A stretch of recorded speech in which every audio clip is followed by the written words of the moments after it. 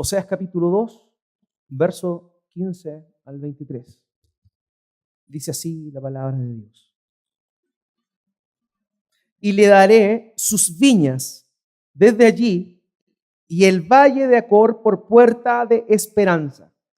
Y allí cantará como en los tiempos de su juventud y como en el día de su subida de la tierra de Egipto.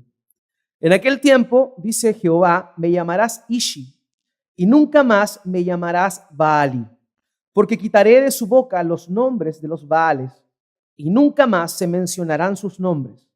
En aquel tiempo haré para ti pacto con las bestias del campo, con las aves de los cielos y con las serpientes de la tierra. Y quitaré de la tierra arco y espada y guerra y te haré dormir segura. Y te desposaré conmigo para siempre.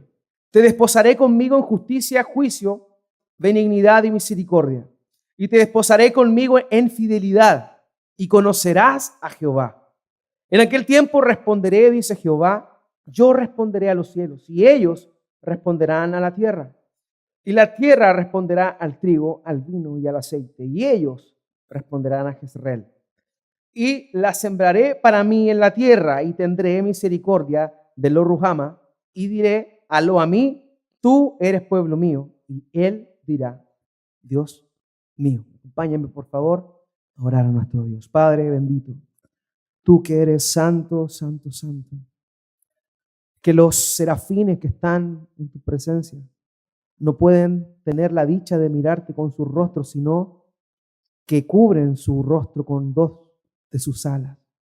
Ese Dios santo, santo, santo, cuya majestad, cuya excelencia es tan grande, es el mismo que esta mañana adoramos, bendecimos. Te agradecemos, Padre, porque por medio de tu Hijo Jesucristo tenemos esta entrada libre para poder ir y acudir al trono de tu gracia y hallar oportuno socorro. Padre, yo te ruego que esta mañana nos permitas dilucidar por medio de tu palabra tu santidad, que podamos ver la excelencia más pura, más grande, más perfecta de tu persona y que por medio de ella podamos alucinar y asombrarnos, Señor, del Dios grande que tenemos. Un Dios grande en santidad, pero también grande en misericordia, bondad y compasión. Padre, muchas gracias te doy y te quiero rogar que esta mañana nos hables por medio de tu palabra, que sea guiando mi vida como pastor para poder hablar lo que el texto dice aquí, que pueda glorificar tu nombre por medio de la exposición y predicación de tu palabra. Padre, que tu Espíritu Santo nos sea llevando a toda verdad. Padre, háblanos esta mañana a pesar de mis limitaciones como pastor y predicador. Te ruego que tú permitas que mis hermanos quiten todo aquello que no corresponde a tu palabra y se queden con aquello que verdaderamente proviene y emana de ti. Requerimos la asistencia de tu Espíritu Santo esta mañana una vez más para que nos guíes a toda verdad. Y aquellos que aún no se convencen puedan ser convencidos de pecado, de justicia y de juicio y puedan conocerte.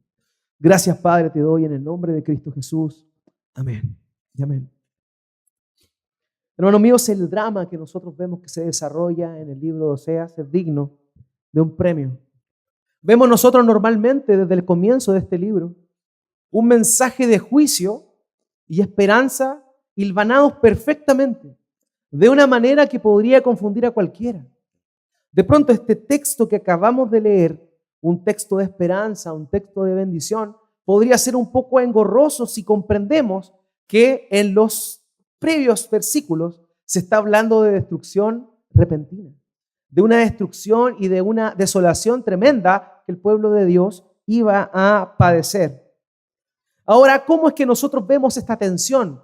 Una tensión entre un mensaje que el profeta Oseas da de destrucción ante la desobediencia, pero a la vez un mensaje de esperanza. Y la semana pasada precisamente hablamos que eso que une o que le da un hilo conductor a este mensaje de desolación, de juicio, pero a la vez de esperanza y de restauración, es el pacto que Dios había hecho con su pueblo. Ese pacto no hace alusión a aquel pacto dado en el Sinaí, sino más bien a el nuevo pacto por medio del Señor Jesucristo. Para aquellos que quizás no estuvieron en las oportunidades anteriores, vamos a hacer un pequeño macro resumen del contexto en el cual aquí Oseas se está escribiendo. Recordemos y remontémonos al tiempo en el cual Israel se levanta como una gran nación. Israel, el pueblo de Dios, llega a su gloria máxima en los reinados de David y su hijo Salomón. David logra reunir, luego de la muerte de Saúl, a todas las tribus y él termina siendo el rey de la nación de Israel. Posteriormente, su hijo Salomón continuó con aquella labor que David había realizado, pero de una manera más completa y más plena. Y es por eso que Dios le da la bendición a Salomón de ser él quien construyera un templo para la presencia de Dios. Y vemos en el tiempo de Salomón la majestad máxima del reino de Israel. Es en el tiempo de Salomón cuando la reina de Saba, la reina del norte de África, se dirige a Israel para poder contemplar la sabiduría de Salomón y las grandes construcciones y monumentos que se estaban construyendo, producto de la gloria y la riqueza que la nación estaba teniendo en aquel entonces. Sin embargo, Salomón se retira, muere, y lo sucede un hijo. Ese hijo se llamaba Roboam. Roboam, al tener la vara tan alta de su padre, él quiere dejar un legado distinto al de su padre, ser mejor que él. Pero en su soberbia, él se deja mal aconsejar por unos jóvenes y estos le dicen que él como rey tiene que ser más rígido con los súbditos que su padre Salomón. Y es por eso que Roboam toma la decisión de establecer una carga impositiva más grande sobre las distintas tribus. Le subió los impuestos a las tribus. Eso generó un descontento en las tribus, lo que produjo una rebelión. Eso produjo que se levantara un hombre que se llamaba Jeroboam. Y Jeroboam lo que hace es reunir a las 10 tribus de las 12 para levantarse y separarse de Judá, Benjamín y Leví, que básicamente eran las que estaban en el reino de Judá, Jerusalén, la ciudad de Jerusalén. Y es ahí donde se genera este gran cisma dentro de la nación. Una nación gloriosa, una nación rica, unificada, producto de la falta de sabiduría de uno de sus reyes, el hijo del hombre más sabio del mundo, curiosamente. Parece que no traspasó a la generación la sabiduría. Pero vemos ahí nosotros que lo que ocurre es una separación. El reino del norte, el reino de Israel, quedó al mando de este rey llamado Jeroboam. Y el reino del sur, las dos tribus, Benjamín, la tribu de Judá, y entre medio la tribu de Leví, que era la que se dedicaba al servicio del templo, se quedaron en el lado sur. Y es ahí se dividió la nación.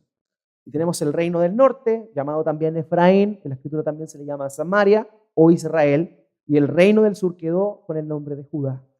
Y pasó esa dicotomía, se separó el reino majestuoso y unificado.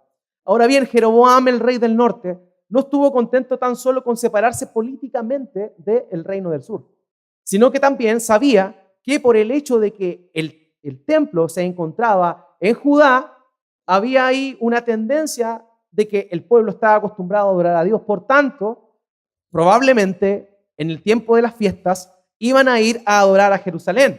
Por tanto, este hombre, Jeroboam, tiene una idea brillante según él.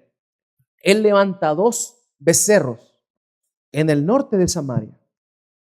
¿Y qué hace él? Dice, aquí están tus dioses. No tienen necesidad de ir a adorar a Judea, de ir a adorar a Jerusalén. Aquí están sus dioses. Y curiosamente nosotros vemos eso en Primera de Reyes, capítulo 12, verso 28. Anótelo, luego puede revisarlo. Y dice esto, fíjese. Y habiendo tenido consejo, hizo el rey 2 becerros de oro y dijo al pueblo, esto está hablando del reino del norte, el reino de Israel, bastante habéis subido a Jerusalén. He aquí tus dioses, oh Israel, los cuales te hicieron subir de la tierra de Egipto. ¿Se da cuenta del detalle? He aquí tus dioses, y él levanta 2 becerros. ¿Se acuerda usted de los becerros? ¿Dónde había una imagen de becerro? Apenas el pueblo hebreo había salido de la esclavitud de Egipto, cuando Moisés va al monte y se tarda en bajar, el pueblo mueve a Aarón a que funda todos los artilugios que habían de oro para formar un becerro. ¿Y qué fue lo que dijo Aarón? He aquí sus dioses que le sacaron de la tierra de Egipto. Jeroboam cometió el mismo pecado de Aarón. Pero el pecado de Jeroboam fue mucho más grande, porque pervirtió a una nación, a 10 tribus, de una manera completa.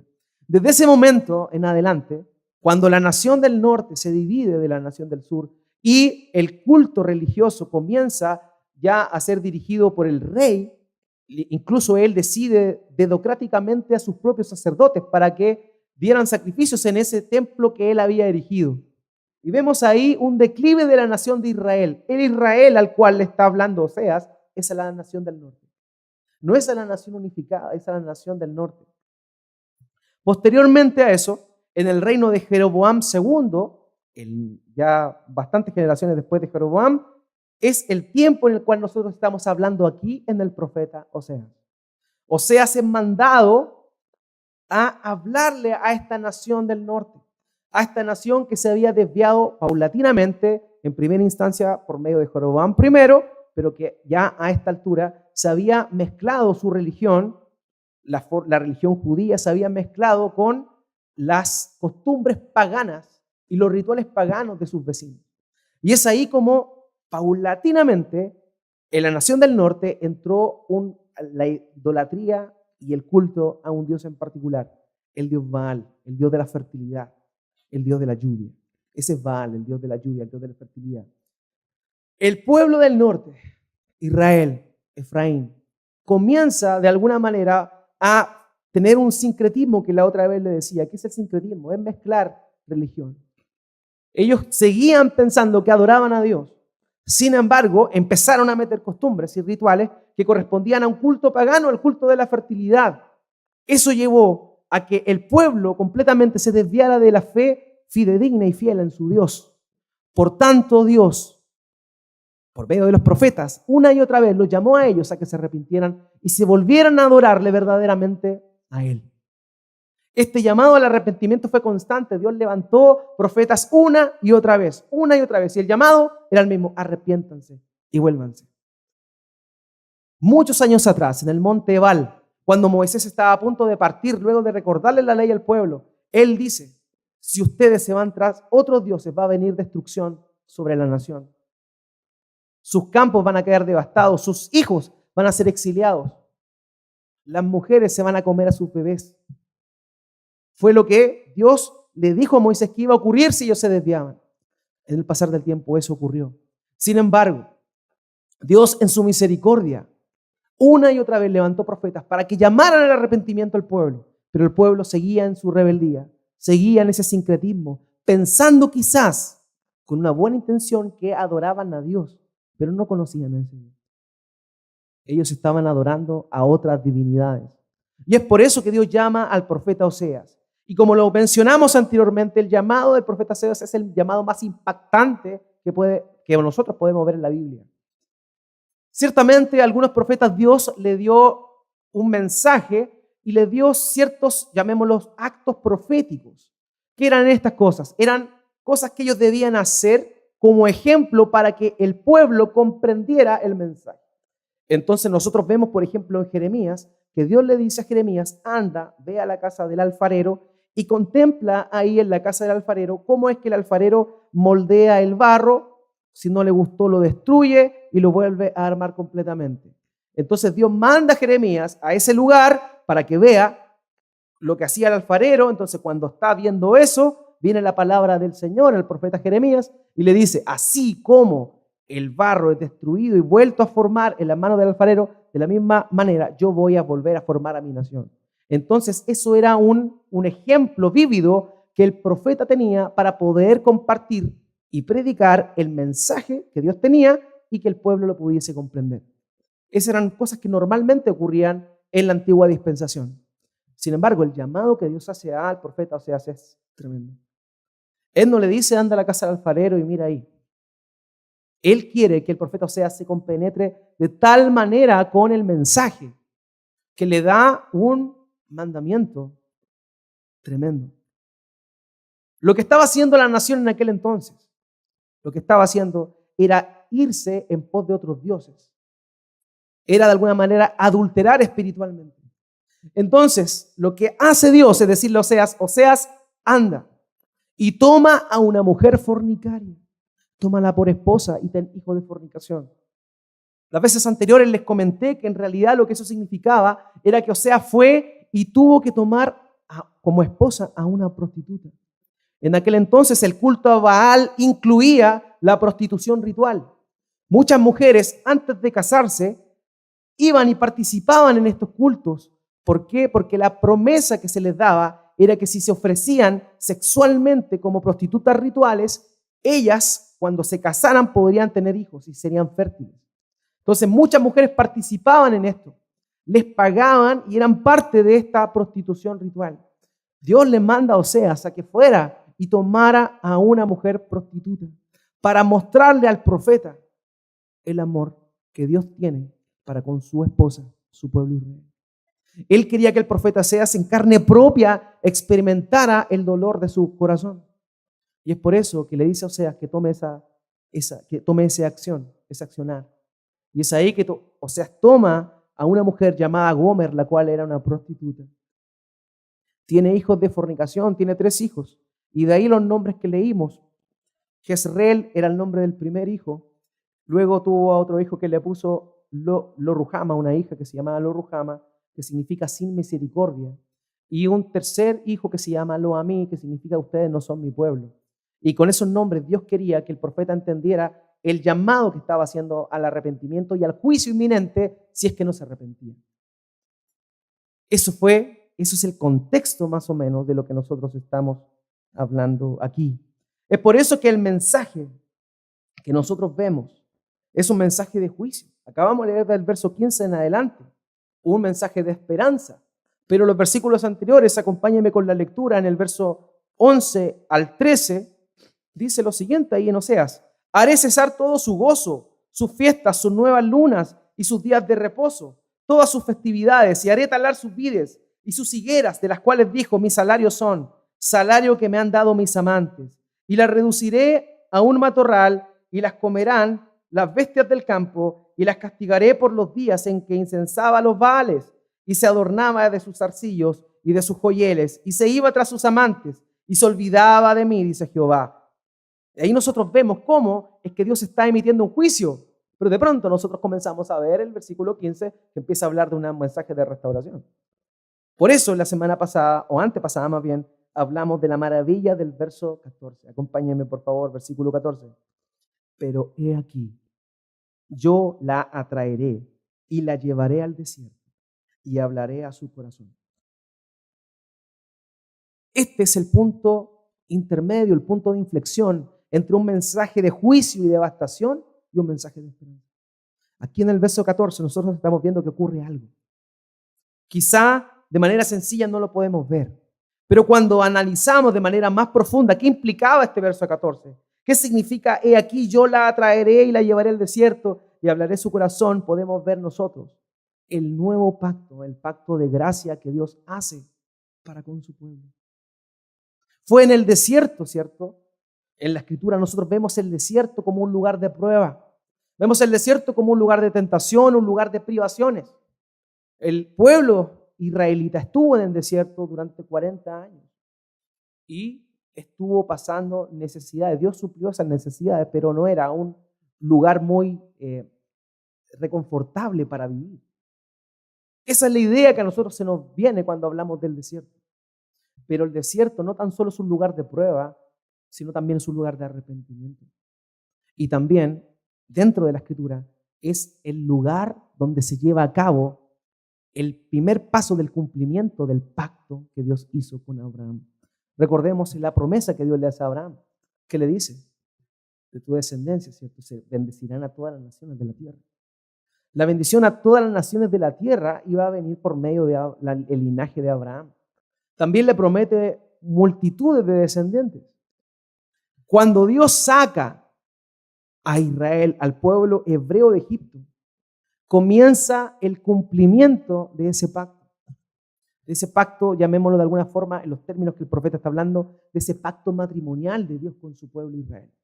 Es en el desierto donde sella ese pacto, dándole su ley.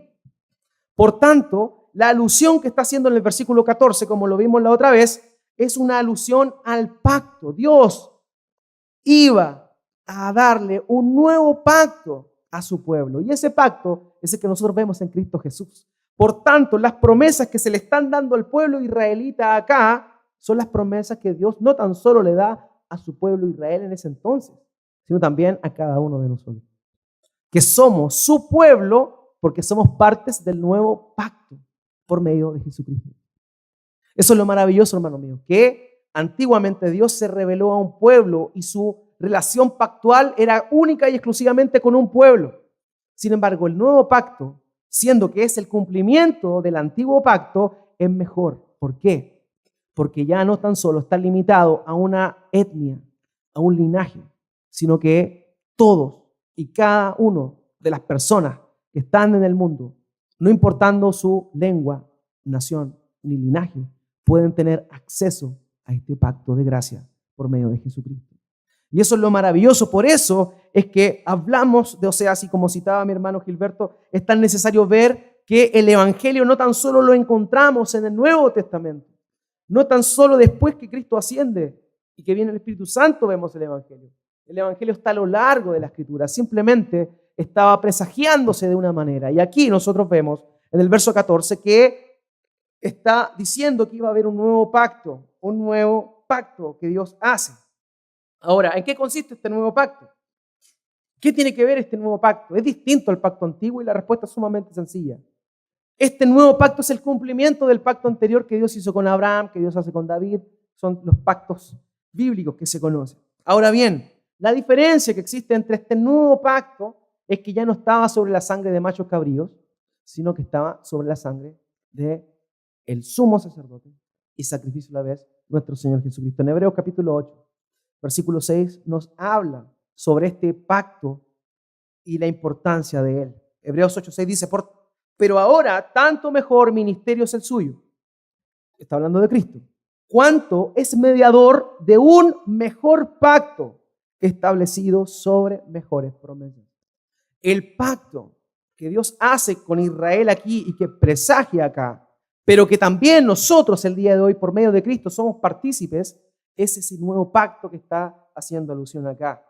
Ya no es, como les decía, un pacto que tiene que ver con conocer la ley de Dios simplemente, como fue lo que ocurrió en el monte Sinaí cuando Dios le dio su ley. Dios le da su ley a su pueblo para que, como sello de que eran verdaderamente su pueblo.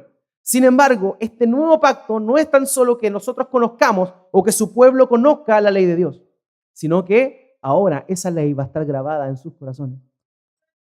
La ley del antiguo pacto fue dada como un diagnóstico de una enfermedad, queridos.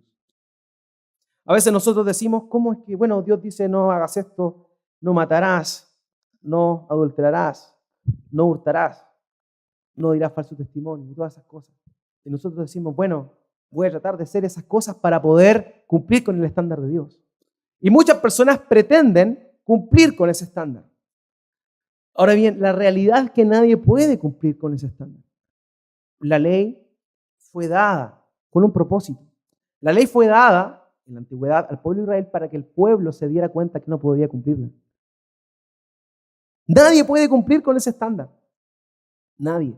Imagínense el rey que yo les comentaba, David, aquel reino esplendoroso de David, se ve totalmente destruido cuando vemos su vida y su testimonio en la Escritura. El hombre conforme al corazón de Dios era un mentiroso, era un adúltero y era un asesino. David no merecía estar delante de la presencia de Dios. David no cumplía con el estándar de Dios dado en Éxodo capítulo 20 de los 10 mandamientos. Hermano, nadie puede cumplir con ese estándar. Nadie lo puede hacer. ¿Por qué? Porque el propósito de Dios de dar esa ley era que el pueblo, su pueblo en aquel entonces se diera cuenta de que no podían cumplir con esa ley y que necesitaban más de Dios o algo más aparte, que necesitaban un nuevo pacto. Y esa es la esencia del nuevo pacto, hecho sobre mejores promesas que el antiguo, porque el nuevo pacto no nos dice que nosotros tenemos que cumplir cierto estándar para llegar a estar en la presencia de Dios. No dice que nosotros somos salvados por la forma en la cual nosotros nos comportamos. Este nuevo pacto dice que no hay manera alguna en la cual nosotros podamos ser salvos, porque no podemos cumplir con el estándar de Dios. Este nuevo pacto dice que Cristo es el único que cumple la ley de Dios. Y por medio de Cristo, aquellos que quieren dirigirse al Padre pueden llegar hacia Él por medio de su sacrificio vicario. Es la única forma.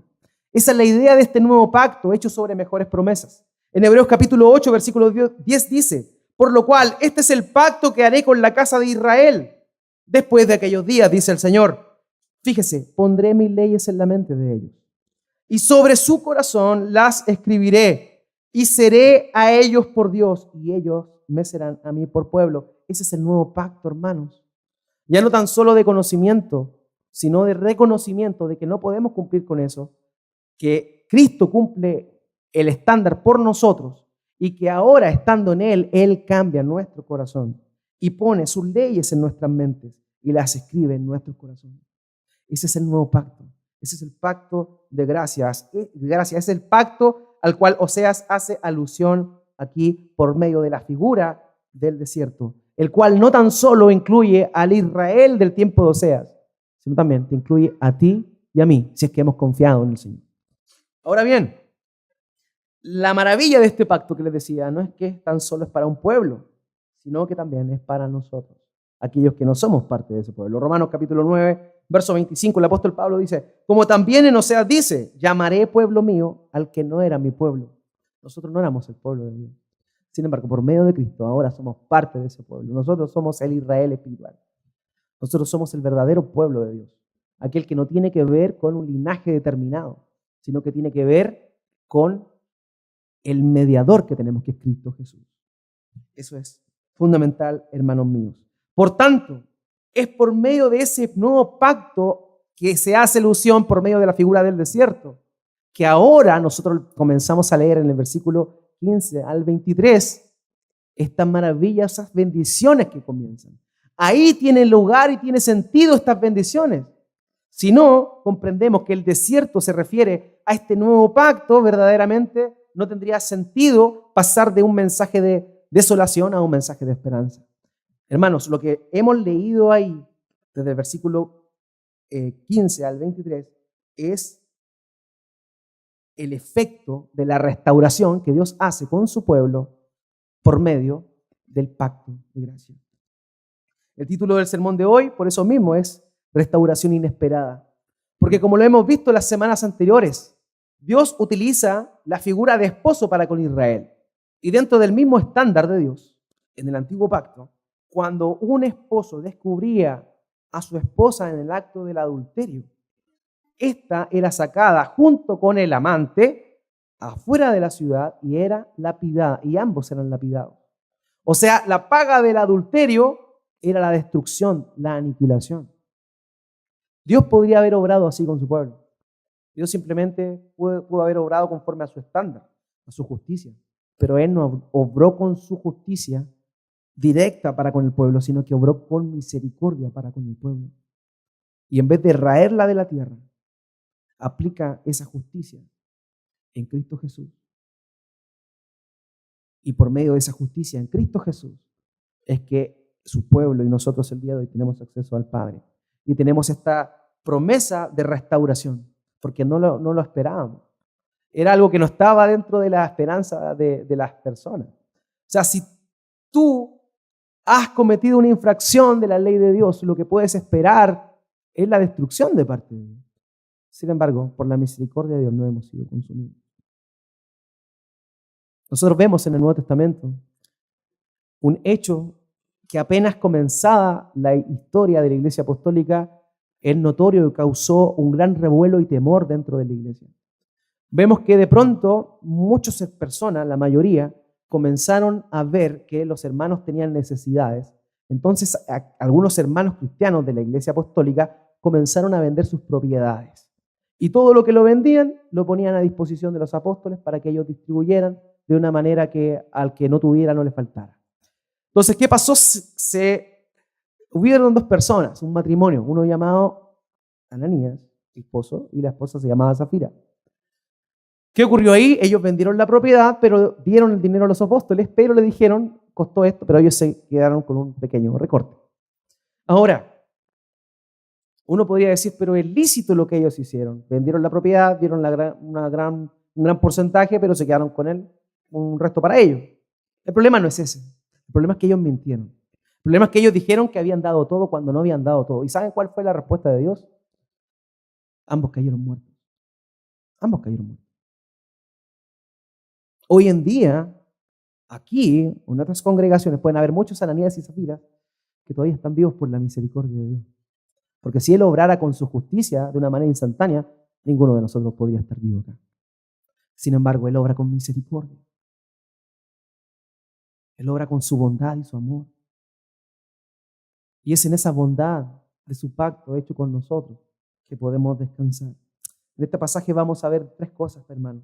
En primer lugar, que Dios restaura su promesa. En segundo lugar, que Dios restaura su pacto matrimonial. Y en tercer lugar, que Dios restaura su cuidado con su pueblo.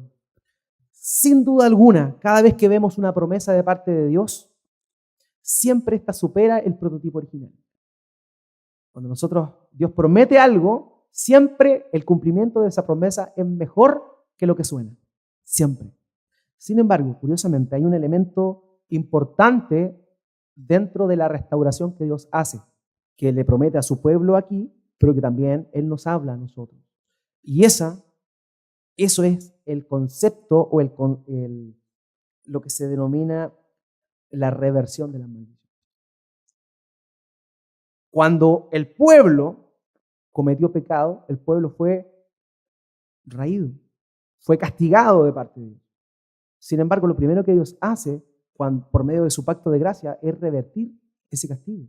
Y es por eso que en el versículo 15 que nosotros leímos, y le daré sus viñas desde allí y el valle de Acor, es la restauración de lo que nosotros leímos anteriormente en el versículo 12. En el versículo 12 dice, y haré talar sus vides y sus higueras, de las cuales dijo, mis salarios son. Dios dice y emite un juicio, voy a talar sus vides, voy a talar sus viñedos. Sin embargo, por medio de ese pacto de gracia, la primera restauración que vemos es la restauración de su promesa a la hora de devolverle las viñas. Versículo 15, y les daré sus viñas. El juicio fue destrucción de las viñas. La restauración es que les devuelve las viñas. ¿Se da cuenta? Dios restaura. Dios restaura. Aquello que el pecado corrompió, aquello que la desobediencia produjo, Dios en su misericordia por medio de su pacto lo revierte. Y aquel mensaje que era de destrucción, ahora se convierte de una manera increíble en un mensaje de bendición.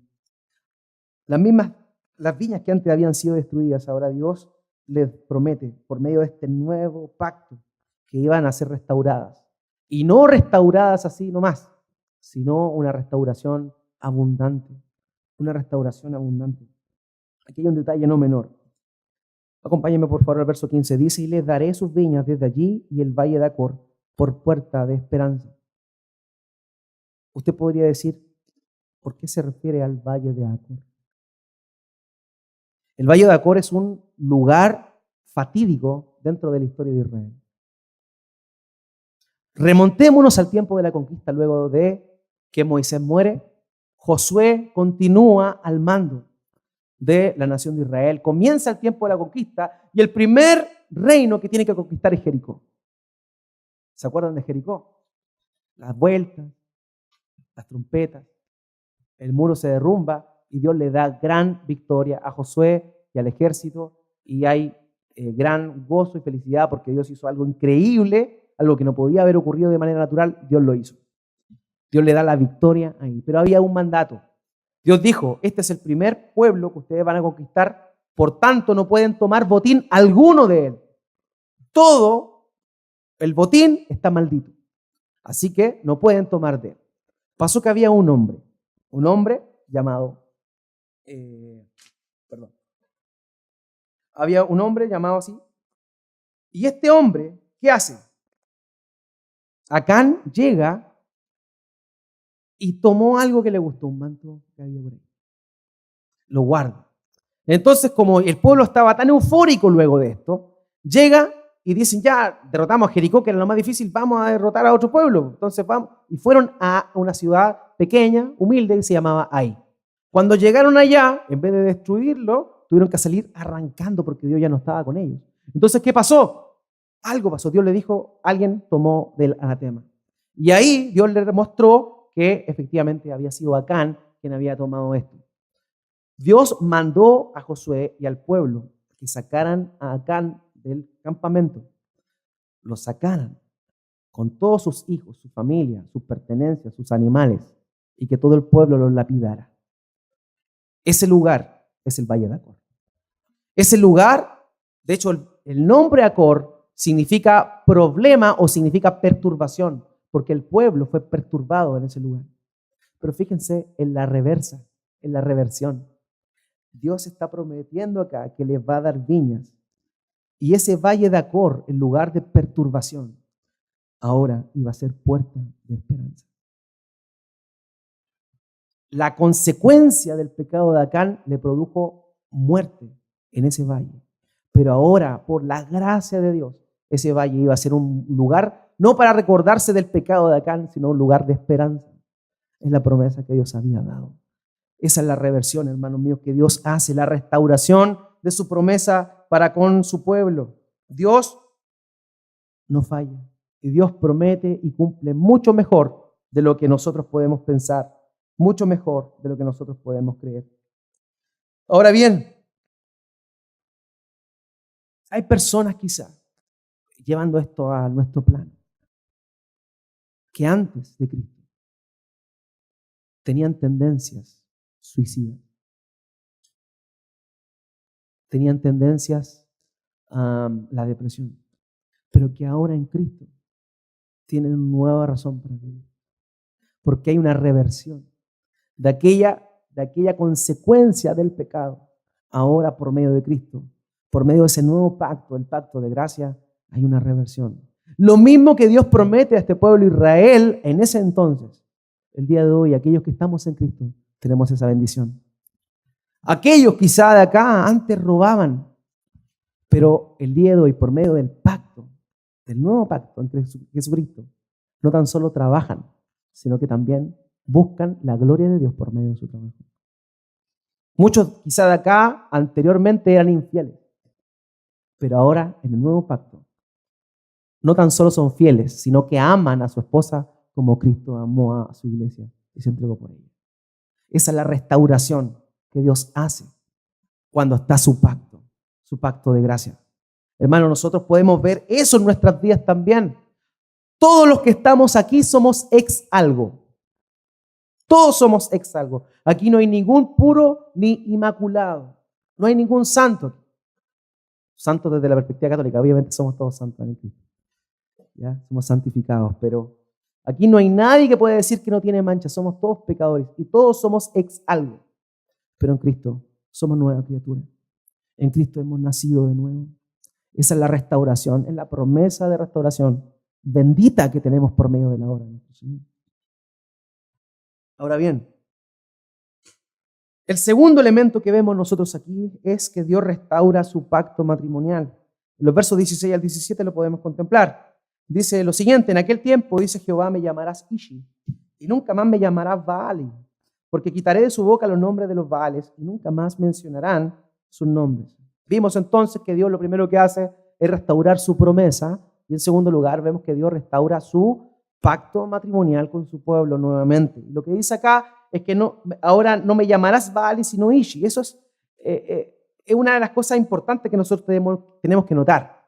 El término Baal, traducido, o como lo entendían en ese tiempo, significa mi dueño o mi señor. Era un nombre que incluso en oportunidades se le daba a Dios, al Dios único. ¿Por qué? Porque era el Señor. Entonces se le llamaba Baal. Por esa razón incluso es que el culto a Baal fue como natural desde la perspectiva en la cual se fueron metiendo más y más en el culto, porque ellos pensaban, el pueblo pensaba, que estaban adorando a Dios porque ellos le adoraban a su dueño. ¿Ya? Pero es ahí donde se metió. Ahora dice acá, me llamarás Ishi y nunca más me llamarás Baali. Ishi significa mi marido. Entonces vemos acá que hay una restauración del pacto matrimonial de Dios para con su pueblo. Ya no me van a llamar mi dueño, sino como Baal, si no me van a llamar mi marido, porque hay una reconvención del pacto matrimonial de Dios con su pueblo.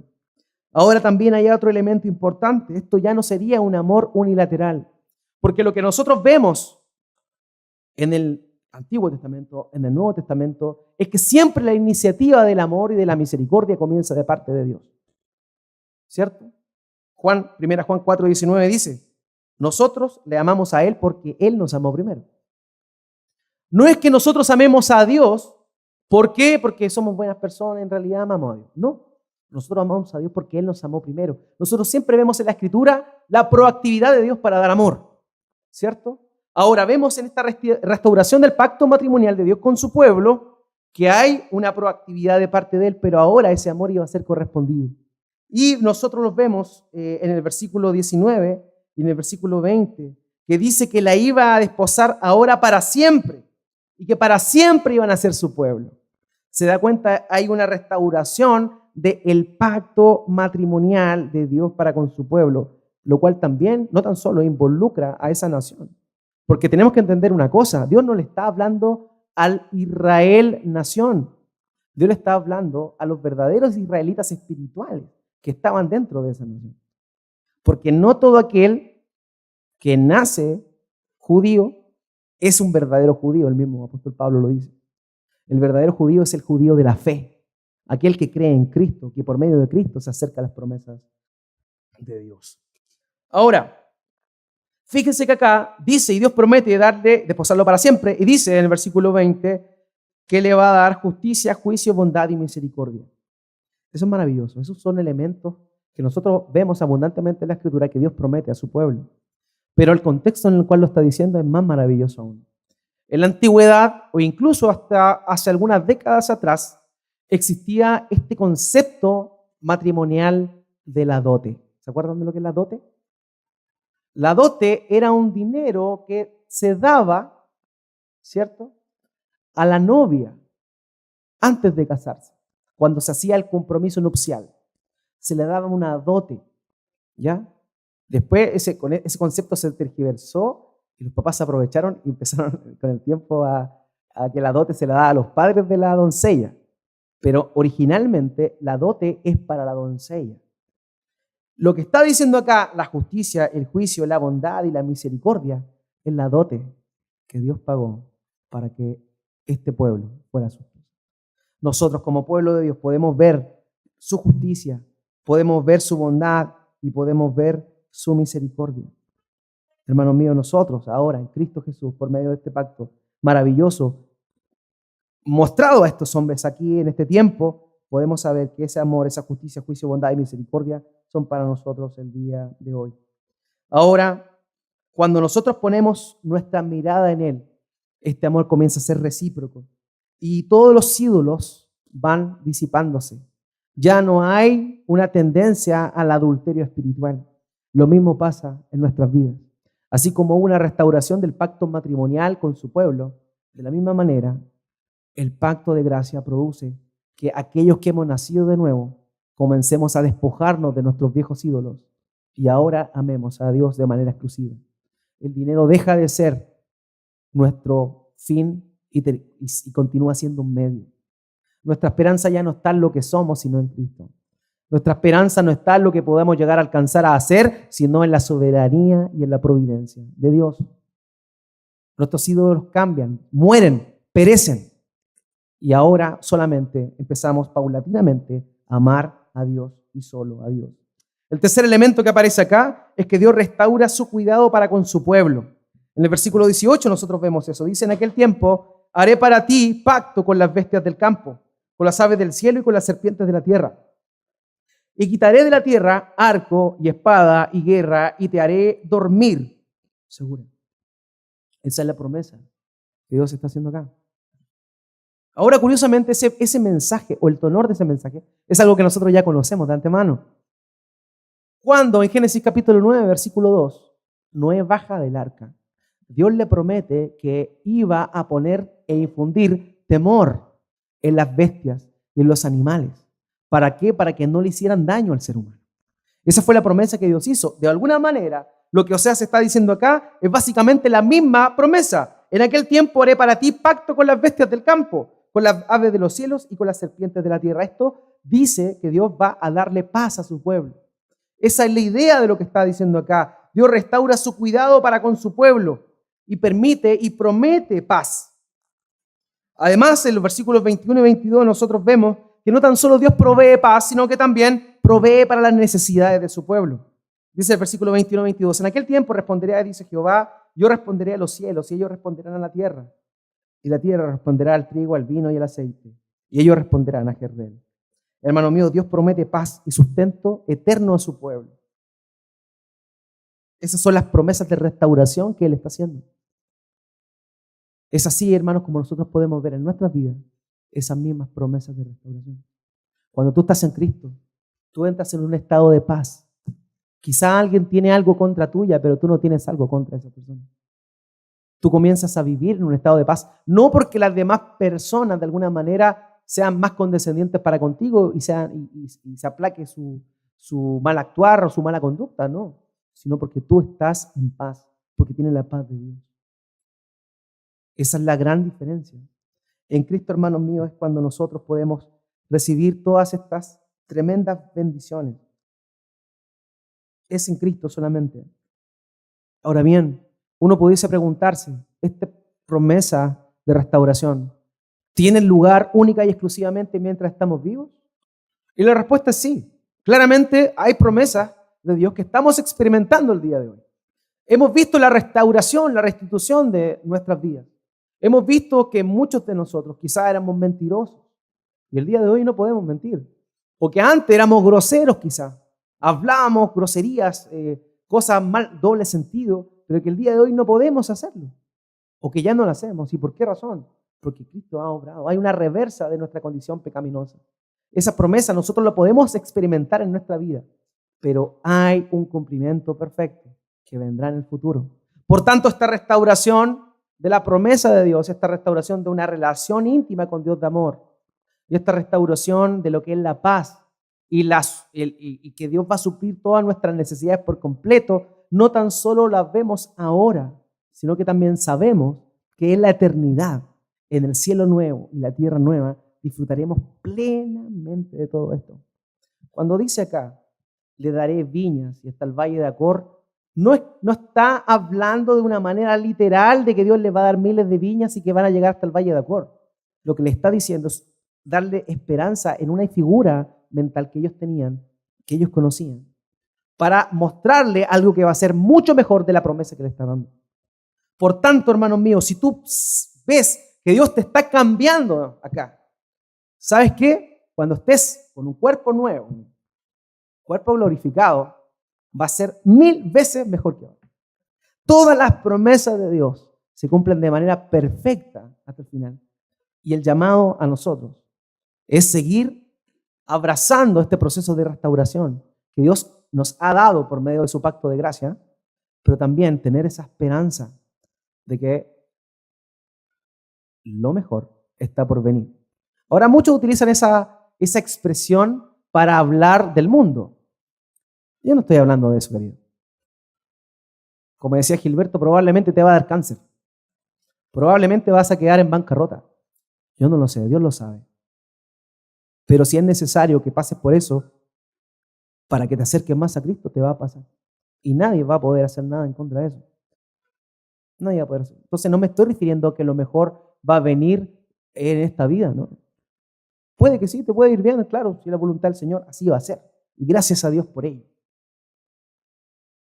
Pero la gloria viene en el cielo, en la tierra nueva, la eternidad junto con Cristo. Y nada de lo bueno que experimentamos ahora va a compararse siquiera un poco con la gloria de aquello que va a venir. Y todas estas promesas, hermanos míos, en Cristo Jesús. Solo en Cristo Jesús. Si tú estás esta mañana y no estás en Cristo, yo te quiero invitar a que como este pueblo fue llevado al desierto a restablecer ese pacto por medio también del arrepentimiento, tú puedas esta mañana reconocer tu condición, humillarte delante de Dios, reconocer que no puedes, reconocer que no puedes cumplir con el estándar de Dios y que necesitas un mediador. un mediador de un pacto nuevo. Y ese mediador es Cristo Jesús. Te quiero invitar a que acudas a Cristo. Acude a Cristo para que puedas recibir estas tremendas bendiciones que solamente podemos hallar en el pacto de gracia que Dios nos da. Y como dice el nombre, pacto de gracia, es pura gracia. Ni tú ni yo lo merecemos. Glorias sean dadas a Dios por eso. Oremos al Señor.